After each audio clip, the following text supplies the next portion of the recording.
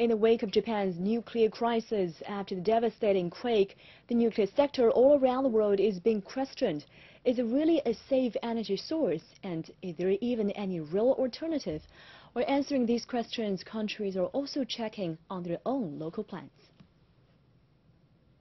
Russian Prime Minister Vladimir Putin on Tuesday instructed officials to review the condition of Russia's nuclear power industry. In a meeting outside Moscow, Putin asked the Energy Ministry, the Natural Resources Ministry, and the Russian Federal Atomic Energy Agency, Rosatom, to check out how the atomic sector is doing. Also, he wants to see an analysis of the industry's future development plans. Putin adds that the assessment should be presented to the government within a month. Meanwhile, the CEO of Rosatom rejected the damage of Japan's nuclear power plant would pose threats to Russia's Far East region, even in the worst-case scenario. On the other side of the ocean, the European Union also decided to conduct stress tests on its member states' nuclear power plants. Europe now has about 143 nuclear power plants in 14 countries. According to the EU's Commissioner on Energy, Günther Oettinger, the tests would include risk assessments of possible damage by earthquakes and high water levels.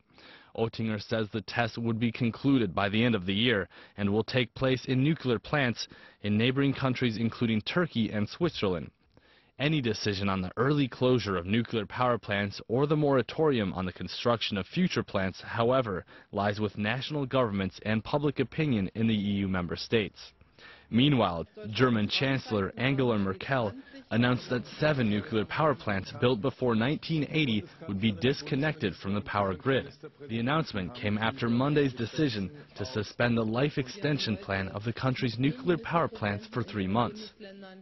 Wir werden angesichts der Lage eine Given the current situation, we will conduct 50 inspections of all nuclear power plants. The federal and states have already reached a consensus.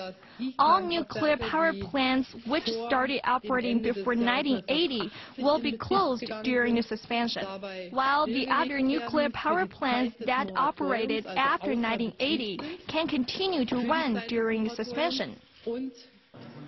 Besides these 7 plants, the 1983-built Krumel nuclear power station, which has already been offline for a while, would remain closed during the moratorium. Germany has 17 nuclear power stations in total.